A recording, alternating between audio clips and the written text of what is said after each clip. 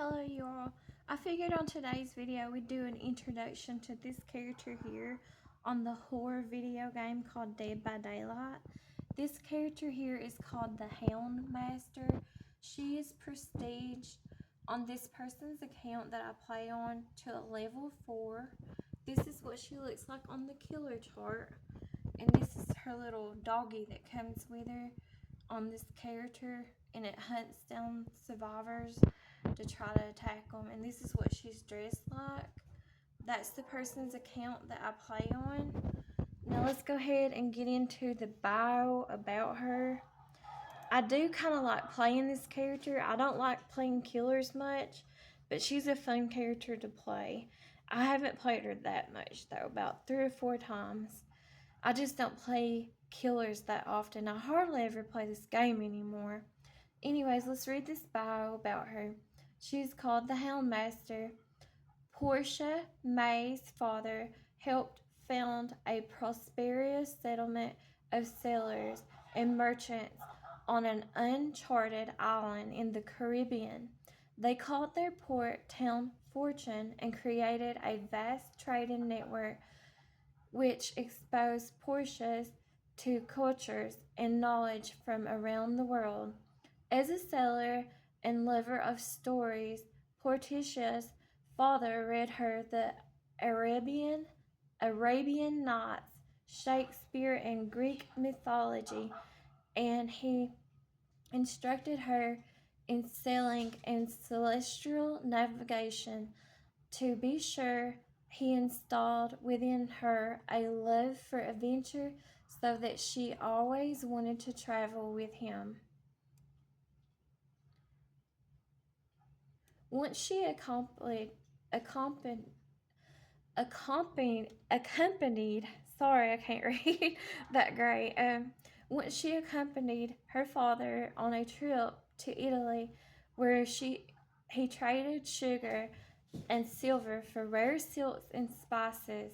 There they also acquired a litter of corpse puppies, which her father said that they would train as hunting dogs for the Fortune's yearly hunting games. He also mentioned she could keep the strongest of the litter for her upcoming 12th birthday. She named the pups Caesar, King, Shaw, Athena, and the runt of the bunch, Snug. But before she could begin their training, a violent storm pushed Knight's Dream off course into an area controlled by freebooters. Desperately, her father tried to steer the ship to a safety, but the dreaded Mad Moloch attacked them with his ships and took Knight's Dream quickly. Those who survived the initial attack were pitted against each other in vicious fights that Moloch and his crew would wager on. The Brigard promised that the last man standing would be let go. When Portia's father refused to participate, the most vicious of Moloch's men, his son Tarqueek, I think it's Tarqueek, I'm not sure, tortured him for hours and finally slit his throat. Keeping Portia alive to get past Fortune's outer defenses, Moloch and Tarqueek returned to their sloop and left a skeleton crew on Knight's Dream. Portia would lead them into Fortune, and once inside, Moloch and his raiders would attack, pillage, and burn their beloved town to the ground. Using her skills in celestial navigation, Portia led them off course through an area that many claimed to be cursed, known as the Dragon's Tooth. Some believed the area bled into the dark, malignant domain of some ineffectible evil where monsters roamed. Portia hoped to lead Moloch to his doom, and if she perished in the effort, so be it. As she approached the dragon's tooth, dark clouds accumulated and a cold black fog surrounded them. Sheets of rain fell and a fierce wind roared down on the ship, creating black mountains that crashed over the mast. Instantly, Moloch and his ship turned away from the storm and left her to perish. But Portia refused to surrender as night stream plowed through the thick fog and lightning. Her throat thundered in her, thundered in her chest as the ship creaked and groaned and slowly capsized.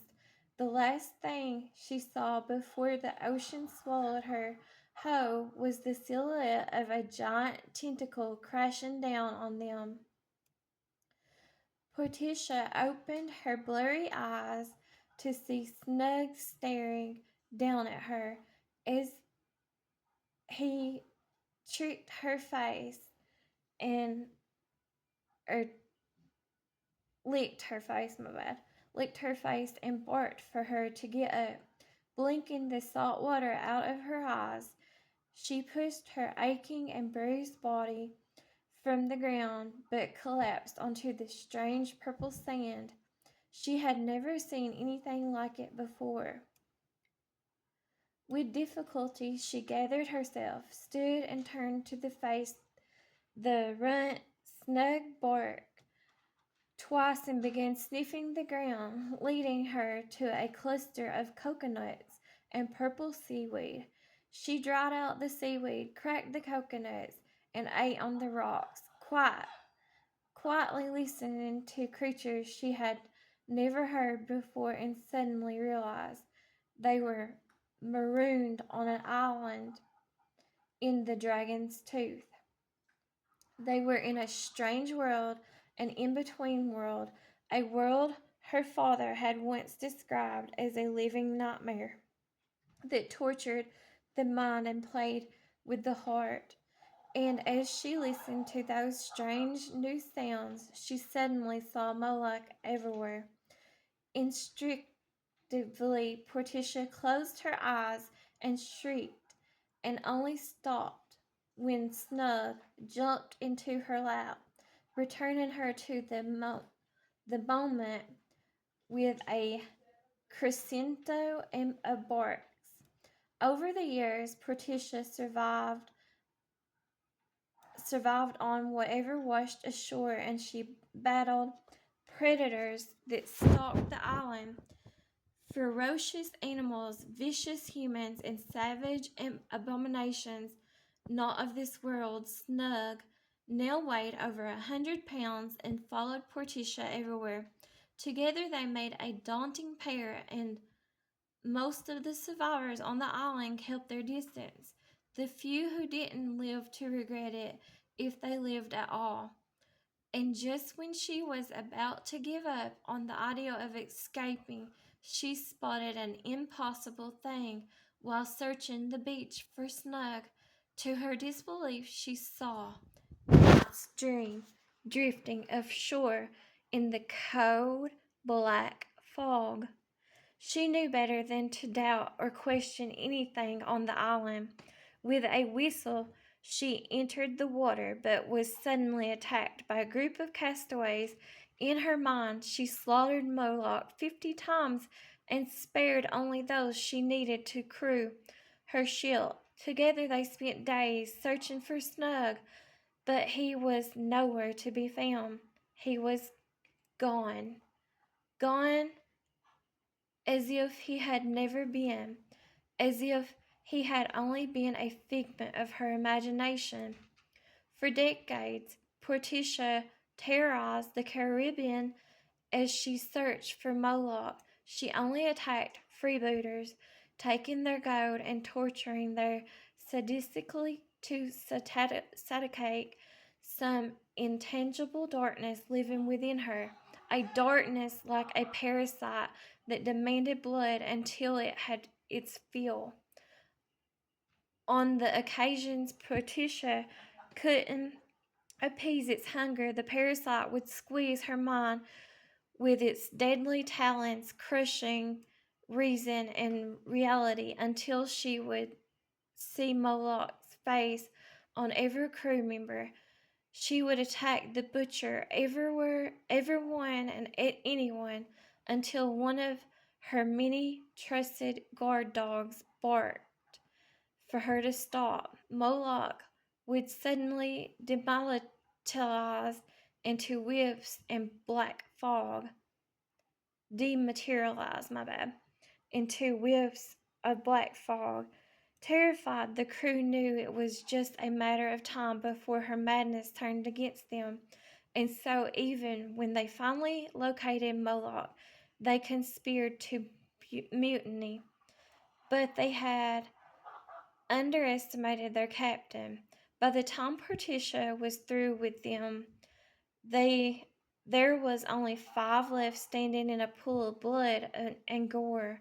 They instantly threw themselves on her mercy, and her dogs surrounded them, waiting for the kill command that never came. Destroying Moloch would take more hands than she possessed gathering her wits. She ordered the mutineers to clean up the deck and feed her dogs as she steered night stream toward Mad Moloch's island. Moloch himself was out on the high seas, but Portia's crew captured Tarik and locked him up in the preparation for his father's return. When Moloch returned, he found the island deserted, apart from a woman offering chests of gold and jewels. She claimed she wanted to join Moloch's crew and had prepared an amazing feast for him and his men. Not recognizing her, Moloch accepted the treasure and asked about Tariq.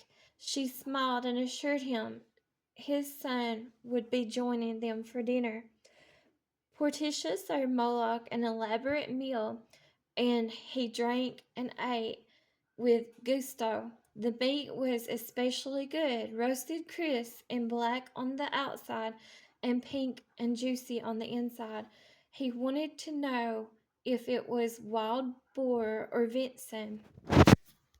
Portia smiled, stood proudly, and reached over the table and lifted a golden food cover to reveal Tariq's decapitated, glazed head frozen in a scream of terror, the mouth vomiting bouillon and jewels. Ooh. Moloch roared his anguish like a wounded bull, and she reveled in his torment as a thick black fog arose from the floor like a black veil. But before she could strike Moloch down, something unseen jerked him backward into the darkness. At once her laughter died, lips curled with a mingled panic and rage. Veins in her neck stood out in livid ridges. Talons gripped her mind and squeezed and refused to let go. He was gone before she could stomp his head into a bloody pulp. Unintelligible words fumed out of her mouth and degenerated into a guttural rasp. And just as she was about to scream, she heard the impossible, a bark she hadn't heard in years. She heard it again and again. Snug, he had Moloch's scent. Not trying to understand what could not be understood, she charged into the fog to finish what she had started with her long lost friend. So that's her bio. Let's go ahead and read her perks. She's got All Shaking Thunder, very rare because it's in the purple. Enemies on the land and sea learn to tremble before you might. After you fall from a height, you lunge. Attack distance is increased by 75% for 25 seconds. This perk has a 5-second cooldown. Go on, run. Tell your friends I'm coming for them. Portia May. Her second perk is called Scourge Hook jagged compass. It's in the purple, so it's very rare. Sometimes the compass points north. Sometimes it points somewhere else entirely. At the start of the trial, for the 4 random hooks are charged into scourge hooks. You see that auroras in white. Excuse me. When a survivor is unhooked from a hook, it becomes a scourge hook. When you hook a survivor on a scourge hook, the roar of the generator with the most process is revealed in yellow for 10 seconds. Drop anchor. I will chart as a new course. Patricia May. Her last perk is called No Quarter. It's very rare because it's in the purple. Every skirmish ended with a relentless volley of cannon fire, leaving no doubt who was superior. When a survivor reaches 75% healing process while self-healing, they are faced with conscious skill or continuous skill checks. If one of these skill checks is missed or the heal is interrupted, the survivor suffers from the broken status for effect for 30 seconds. Broken prevents survivors from being healed. Fire another broadside. Don't stop until the sea takes them. Patricia May. Let's look at her customizations. She's wearing with a bloodthirst. That's what she's wearing right now. She's got the Houndmaster. It looks like that. And then she's got to the hurricane. I think the Houndmaster is her original outfit to her. Now this is what her loadout looks like. And I do like to play her. I just don't like playing as a killer. But I do like playing around with the survivors whenever I do play her with her dog that she's got with her. And then this is what her blood web looks like. And she is prestige to a level 4. So that is that character. She's called the Houndmaster. And that's what she looks like. Thanks for watching. I'll talk to you guys later. Thanks. Bye-bye.